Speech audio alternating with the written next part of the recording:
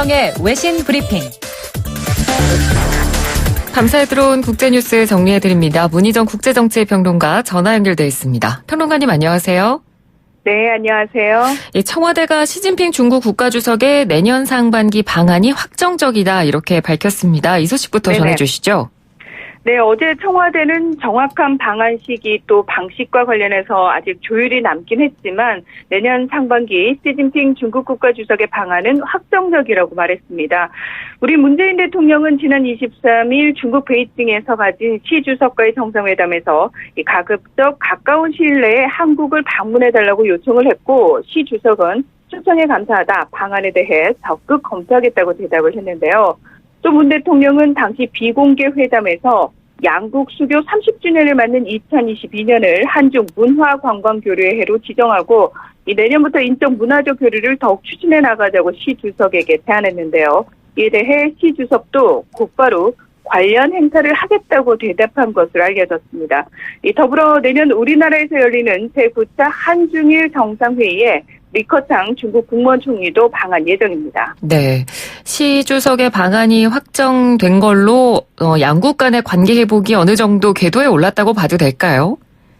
네, 이게 지금 어떤 거하고 좀 비교하시면 되냐면 예전에 노무현 대통령이 북한을 방문을 하고 또 우리나라 정상들이 북한을 방문을 하게 되면 북한 내에서 인민들 사이에서 정상들 간의 만남도 이루어졌는데 우리도 이 남한과 친하게 지내야 되겠다라는 인식이 퍼졌다고 그래요. 이 탈북자들 얘기를 들어보면은. 네. 사실 시진핑 중국 국가 주석이 한국을 방문한다는 것 자체가 또 중국 국민들에게 그런 이미지를 또 각인이 될 수 있는 기회가 되거든요.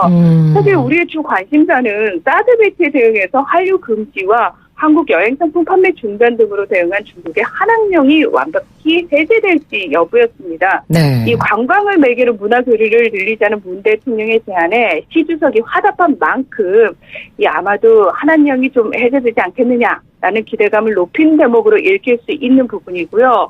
2014년 7월 국빈 방한에 이어서 5년 만의 방문인데요. 사실 중국은 공식적으로는 한한령에 대해서 결코 인정한 적이 없기 때문에 이 시 주석의 방안으로 이렇게 비공식적으로 좀 해제한다는 의미라고 해석할 수 있습니다. 네. 이를 반영하듯 중국 관영 글로벌 타임스는 지난 24일 한중 정상회담으로 중국인들 사이에 방탄소년단 등 한국 K-pop 가수들이 다시 중국에서 활동할 수 있을 것이라는 기대가 높아지고 있다고 보도하기도 했습니다. 네, 알겠습니다. 자, 다음은 일본 소식입니다. 일본 자민당의 현역 의원이 뇌물 혐의로 체포됐다 이런 소식이 있네요. 네, 어제 일본 도쿄지검 특수부는 중국 광둥성 선전의 본사를 두고 이 온라인 카지노 사업을 하는 오백닷컴으로부터 뇌물 등을 받은 혐의로 아키모토 스카사 자민당 중의원 의원을 체포했습니다. 이 아키모토 의원은 내각부와 국토교통성 부대신으로 이 복합 리조트 사업을 담당하던 때인 2017년 9월 이 업체로부터 현금 300만 엔, 우리나라 돈으로 3,190만 원을 받았고 12월에는 여비 등으로 70만 원을 받고 이 회사의 중국 본사를 방문해서 경영진과 면담하는 등 긴밀한 관계를 맺어온 것으로 밝혀졌습니다. 네. 이 일본 검찰은 중국 회사가 일본인 브로커를 통해 엔화 현금을 일본으로 불법 반입하려다 적발된 사건을 수사하던 중 아키모토 의원의 혐의를 포착한 것으로 알려졌는데요. 아키모토 의원은 체포 직전 트위터에 부정에는 일절 관여하지 않았다. 그 점을 계속 주장하겠다고 혐의를 부인했습니다. 네. 지금 아베 정부 지지율이 계속해서 좀 떨어지고 있다는 언론 보도도 나와 있는데 이번 사건을 계기로 아베 내각에는 더 치명타가 될 것 같은데 어떻습니까? 네, 사실 그리고 지금 수사를 진행하는 곳이 도쿄지검 특수부거든요. 네. 사실 일본 검찰의 꽃이라고 하고 도쿄지검 특수부에 걸렸다라고 하면은 뼈도 못 추린다라는 얘기가 있을 정도로 일본 정재계에서는 사실 굉장히 공포의 대상인데 여기서 물었기 때문에 어떻게든 이제 기소로 이어질 가능성이 커진 겁니다. 예. 일본 현직 의원이 체포된 것은 2010년 1월 정치자금 규정법 위반 혐의를 받았던 이시카와 도모히로 중의원 의원 이후 거의 10년 만에 처음인데요. 그러니까 무엇보다 내국인의 입장까지 허용하는 카지노를 포함한 복합 리조트 사업은 지역 경제 활성화와 관광 산업 진흥 등을 내세워서 이 국민들의 반대에도 불구하고 아베 정부가 강행했기 때문에 더 파장이 클 수밖에 없습니다. 네. 이 아베 내각은 지난 2016년 12월 카지노가 포함된 복합 리조트를 일본에 도입하는 내용의 IR 정비 추진법을 만들었고 이 법에 따라서 오는 2021년까지 지자체의 신청을 받은 뒤 최대 3곳에 허가를 내줄 예정이었습니다.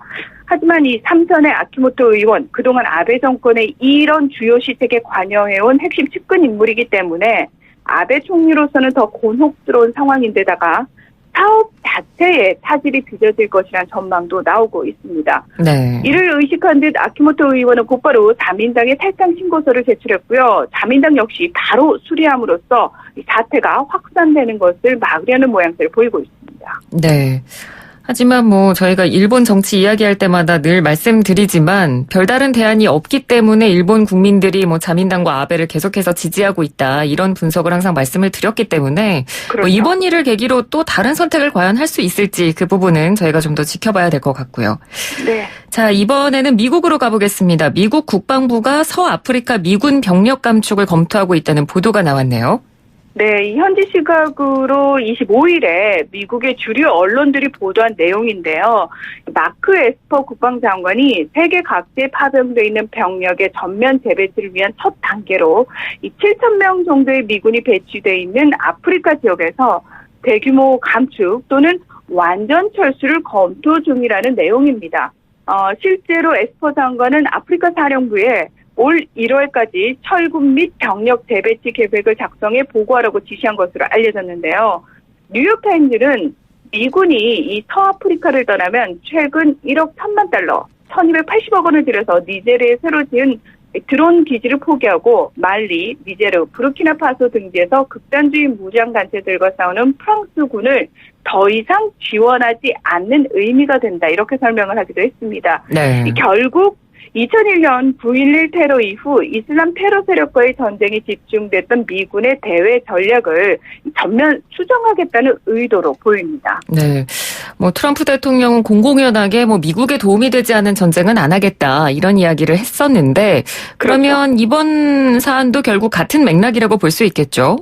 맞습니다. 이 미국 국방부가 서아프리카 병력 배치 이유였던 나이지리아 이슬람 극단주의 무장 보코하람 등이 여전히 미국의 위협이 되는지에 대한 의문을 제기한 것만 봐도 사실 어느 정도 짐작이 가능한데요. 네. 전 세계에서 진행되고 있는 미국의 끝나지 않는 전쟁을 끝내야 한다는 도널드 트럼프 대통령의 2016년 대선 공약처럼 지지부진한 테러와의 전쟁 대신에 최근 세력 확장을 꾀하고 있는 중국과 러시아 견제에 집중하기 위한 조치로도 볼 수 있습니다. 네. 그러니까 실제로 에스퍼 장관은 서아프리카 외에 중동이나 남미에서도 상당한 병력 감축을 희망하고 있는 것으로 알려졌는데요.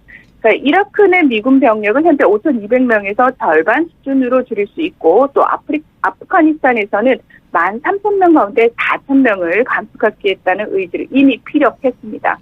하지만 이 급격한 병력 감축이 자칫 미국의 영향력 약화로 이어질 수 있는 만큼 아프리카 주둔 전체 미군 숫자를 줄이기보다는 서아프리카 병력을 통합하는 방식이 될 수도 있을 것이라는 분석도 있습니다. 네. 그리고 한편 대선 출마를 선언한 미국의 억만장자죠. 블룸버그가 선거운동의 죄수들을 동원해서 논란이 일고 있다는 소식도 있네요.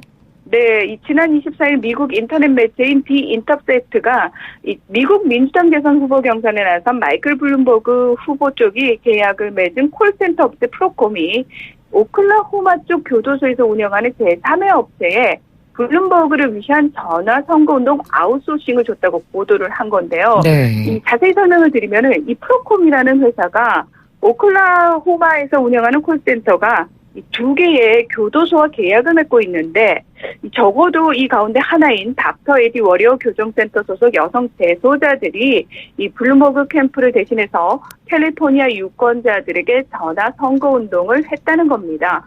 이 보도에 따르면 프로콤은 재소자들에게 오클라호마주 법정 최저 시급인 시간당 7달러 25센트를 지급했다고 주장하고 있지만 사실 이 주 교정국 홈페이지에 보면 재소자들은 한 달에 최대 20여 달러의 임금을 받을 수 있다고 나와 있어서 규정대로라면 재소자들이 턱없이 부족한 임금을 받고 선거운동에 참여했을 가능성도 있어서 이 부분도 논란이 되고 있는 겁니다. 예. 이 보도가 나오자 블룸버그 전 뉴욕시장은 이런 사실은 몰랐다가 취재 기자의 전화를 받고 처음 알게 됐다고 해명하면서 이 곧바로 해당 업체와의 계약을 취소하는 등 수습에 나섰습니다. 네.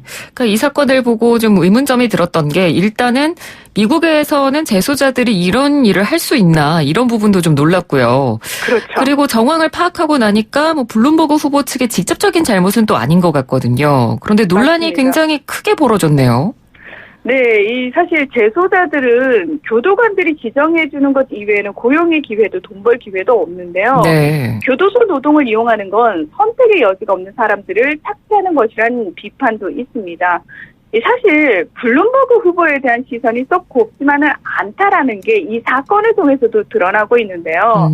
블룸버그 통신이라는 거대 언론사 사주라는 점과 경제전문지 포브스 추산 540억 달러, 약 63조 원의 자산을 자랑하는 억망장자라는 점을 이용해서 지난달 말 뒤늦게 대선 경선에 뛰어든 이후 21개 주에서 200명 이상의 직원을 고용하는 한편 방송 광고에만 7,600만 달러를 쏟아붓고 또 페이스북과 구글 광고에도 1,300만 달러가 넘는 돈을 쓰는 등 이 대대적인 그러니까 말 그대로 금권 선거 캠페인을 벌이고 있기 때문에 유권자들의 시선이 고울 수가 없습니다. 네. 또 수천만 달러를 들여서 선거운동에 쓰일 비밀 디지털 기업을 세워서 이미지나 여론을 조작하기 위한 창구로 사용한다는 의혹도 이미 받고 있는 상태인데요.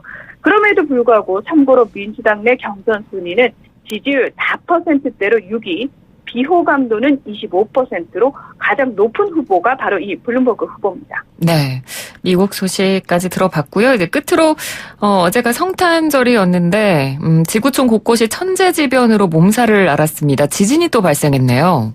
네, 그렇습니다. 이 미국 지질조사국에 따르면 현지 시각으로 24일 오후 2시쯤 콜롬비아 중부 메타주의 레하니아스 부근에서 15분 간격으로 각각 규모 6.0과 5.8의 지진이 발생했습니다.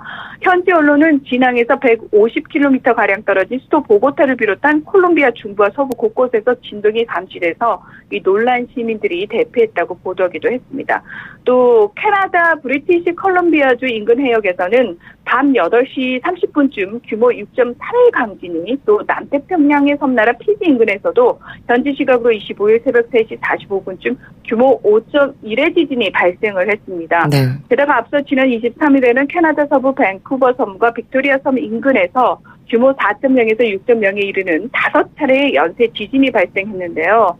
캐나다 지진국은 해당 지역이 지진 발생 가능성이 큰 환태평양 지진대에 속한다면서 유사한 형태와 강도의 지진이 한 해 수차례 발생한다고 설명하기도 했습니다. 다행히 이번 지진으로 인한 인명이나 재산 피해는 보고되지 않았습니다. 네, 그 부분은 다행이네요. 오늘 말씀 잘 들었습니다. 고맙습니다. 네, 고맙습니다. 네, 지금까지 문희정 국제정치평론가였습니다.